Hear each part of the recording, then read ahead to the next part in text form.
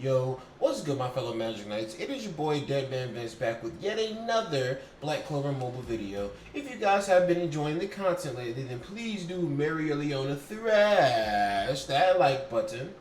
And also guys, there was one thing that I noticed that's kind of not the best thing to notice, you know. So I was actually looking at my stats for the channel, and I'm trying to get to 100 subscribers before the end of the year, so you guys can definitely help me out with that goal here. We're already at 88, so you know we're pushing good numbers already for trying to meet that within the next 3 months, right?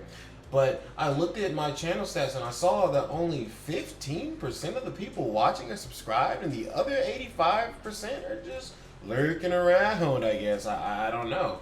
But that's why it's imperative for you guys to go down below and hit the subscribe and hit the notification bell so that you can stay notified every single time I drop a video and you can unleash your hostile mana. Besides, if you don't hit the sub, you're basically Sekka, and nobody wants to be Sekka. Today's video, I'm going to be talking about how they could implement a system into Black Clover Mobile that would be kind of like Holy Relics in Grand Cross. And I know the game has not dropped just yet, but we all know, you know, that all these gacha games kind of take inspiration from each other, and each new gacha game that comes out tries to kind of take a lot of aspects from other games that are very successful and then kind of push the brand beyond that into something newer. So I guess if we're going to start anywhere, I should kind of break down Demonic Beast Battle from 7 Deadly Sins, just so that we know what that is, so that we can see where I'm kind of pulling my parallels from, right? So basically in 7 Deadly Sins, we have a game mode called Demonic Beast Battle, which was introduced into the game once the secondary supplementary storyline, 7 Deadly Sins Ragnarok, was introduced into the games. And basically what Demonic Beast Battle is new in-game content that kind of opens up the character growth system to giving them special artifacts that, one, gives them increased stats, two, gives them extra effects onto their passives in some cases, and three, gives them another cosmetic. So it's a win-win-win situation.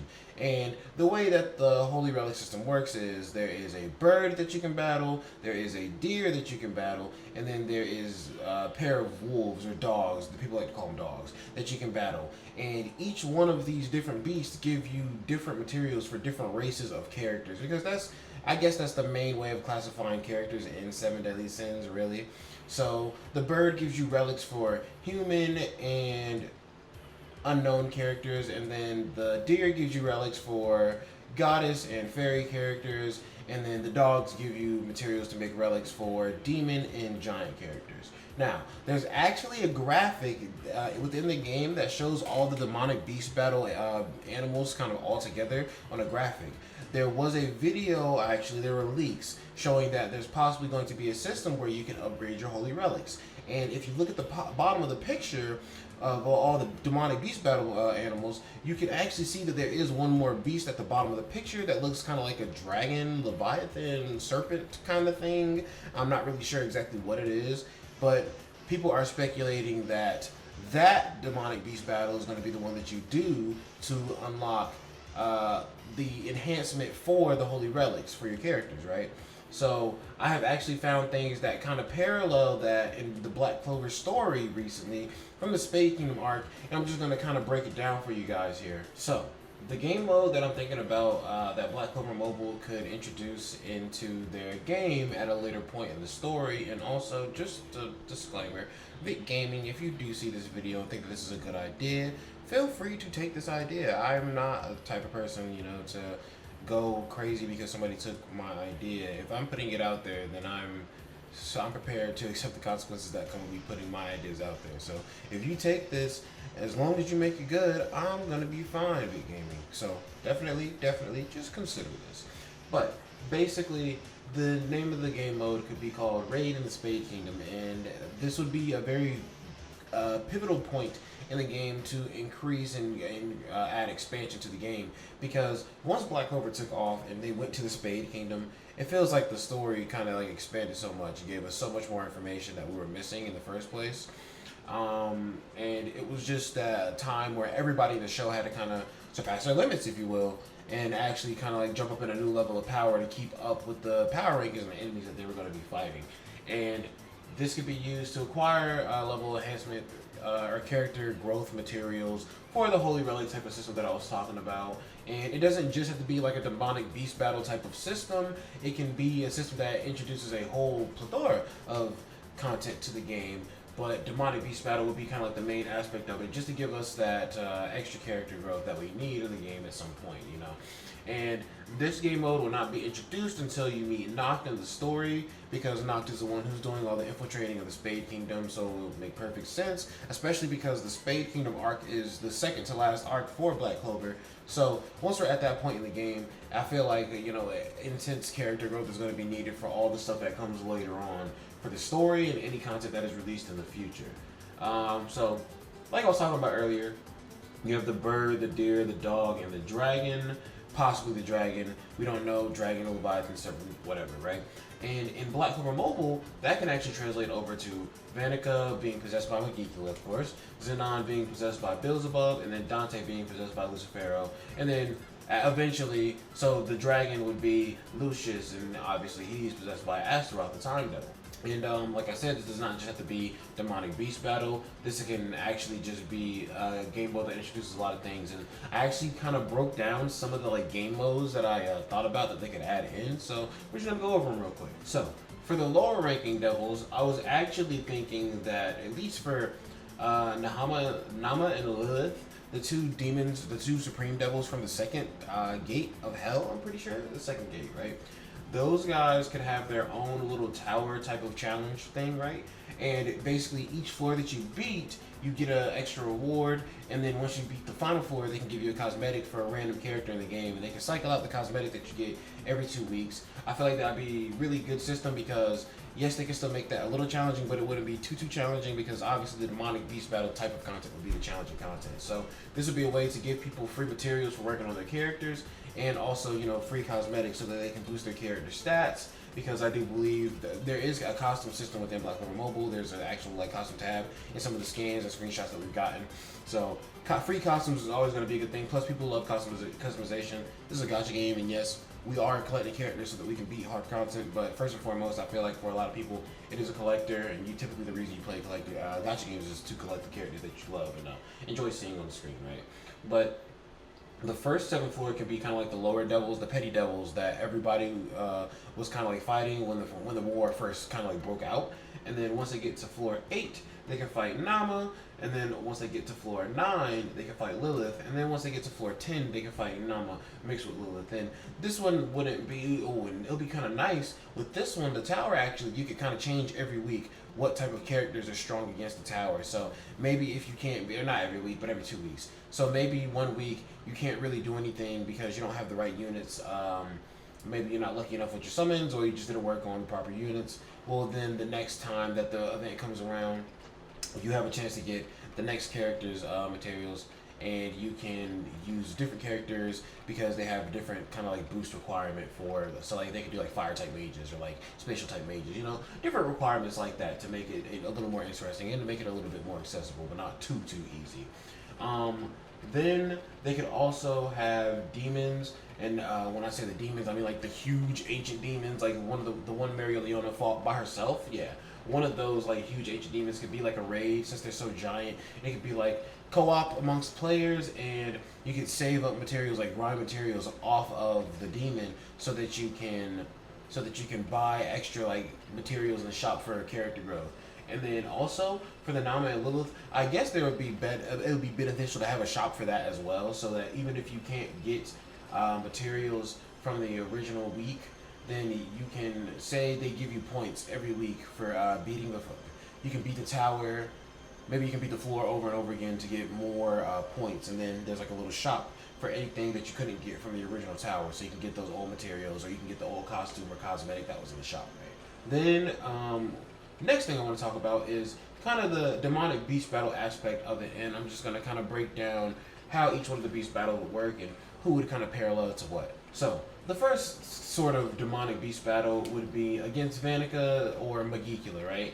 And pretty much in my notes here, I'm just talking about how Megicula can curse people, and if you pay attention to the Spade Kingdom arc, you'll notice that Vanica actually used Megicula's magic to curse people so that when they die, they just resurrect stronger. So she had a bunch of groupies, basically, a bunch of simps, all kind of pressed over her.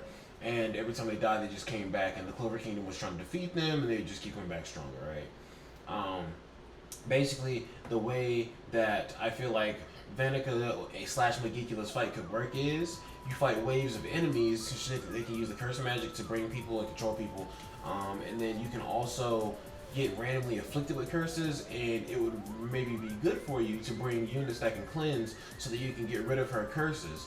And then I even have it to where like there are characters that will be strong against her or against the hordes, and the characters that can be strong against this battle specifically would be Noelle, Charlotte, and Nozel, because Charlotte was cursed by Megicula, and she learned how to use curse warding magic or reverse curse. This isn't Jujutsu Kaisen, but she learned how to use some form of magic to fend off curses. Noelle is the one who literally defeated Megicula, so of course she'll be strong against them, or against her. And then Nozel, also I said will be strong against her because Megicula killed Asier Silva, which is Noelle and Nozel's mom. So Noelle and Nozel kind of have that vengeance against her, and they kind of came together in the last moments, or in Megicula's last moments, to defeat her. So 4-1, it could be that you face waves of enemies, and then you face Vanica at 70% HP, or not 70% HP, 70% in her devil form when she uses like the giant blood claw against Noelle. Then the second floor, and there can still be phases to these floors as well. But if they wanted to switch it up, they could make it not be phases and more so just be the floors, and then the floor just has the major gimmick, and then you're kind of like on the way to the next floor. Floor 2 could have waves of enemies, not as many enemies, less enemies, but they are a little bit stronger. And then the fight ends with Vanica using Megicula's power at 100%. So more curses, or more frequently the curses are coming, and definitely gonna make sure you wanna have your debuffer unit, ready on standby.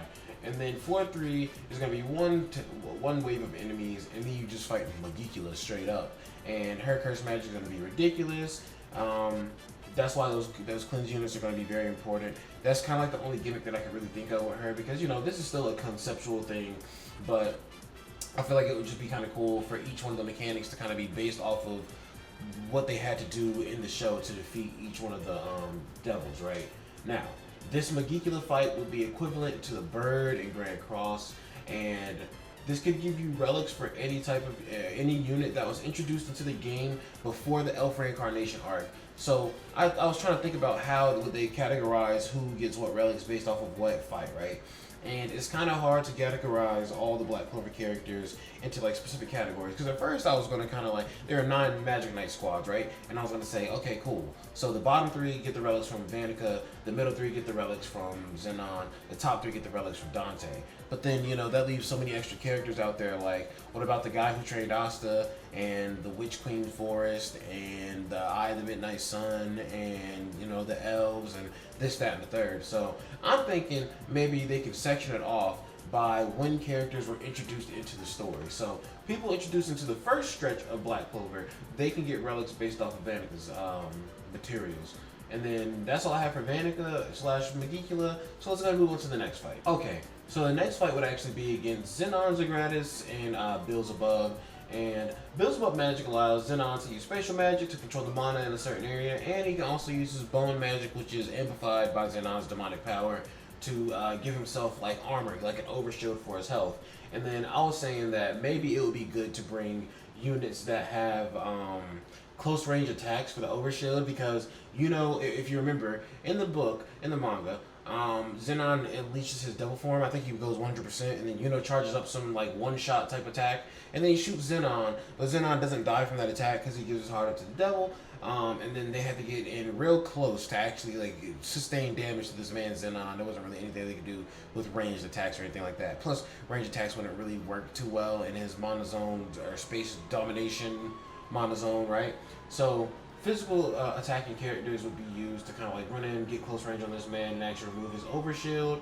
And then his spatial magic used by Beelzebub could also make it harder to activate spells, and that's the kind of spell I was talking about, spatial mana domination.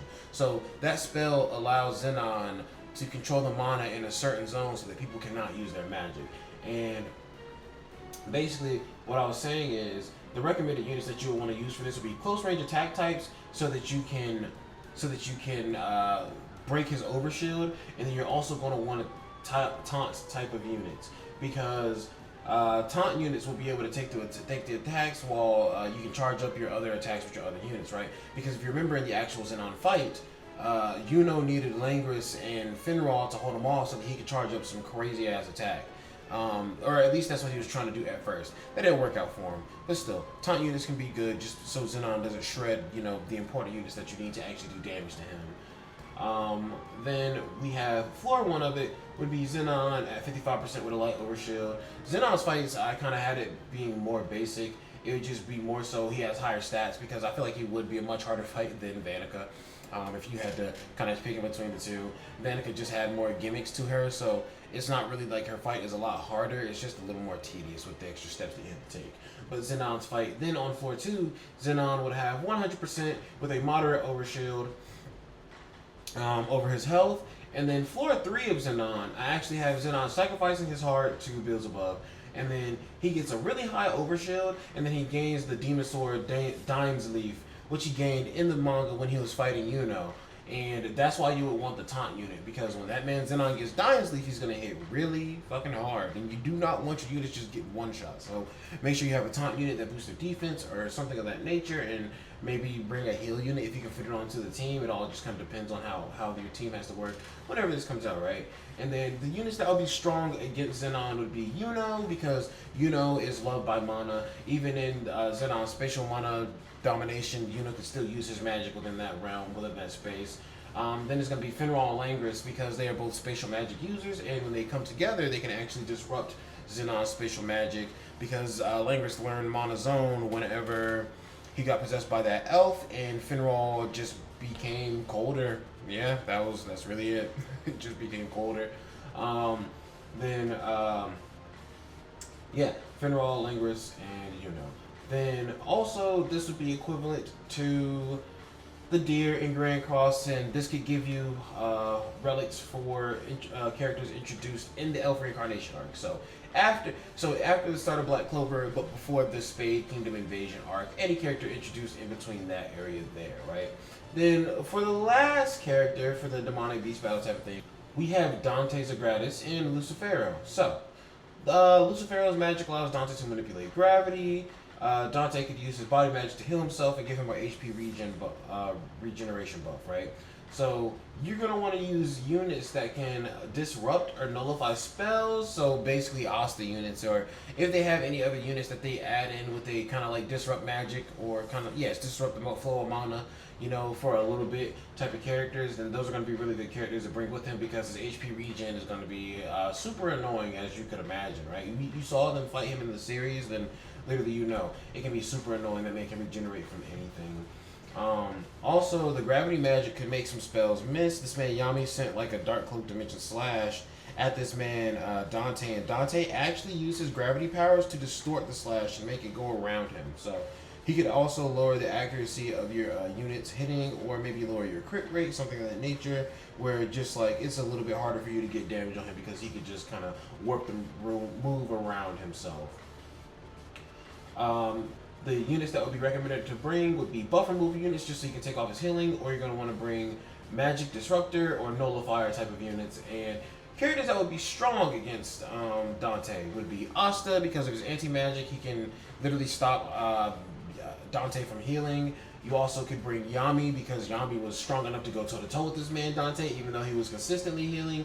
And then also, I was going to say Magna, because Magna is actually the one who defeated Dante in the Spade Kingdom raid. So just another idea. Plus, it kind of makes it, I feel like Magna is going to be one of those kind of characters that they kind of drop haphazardly, and he's not really going to be too important, and people aren't going to be, he's not really going to be on people's radar too much.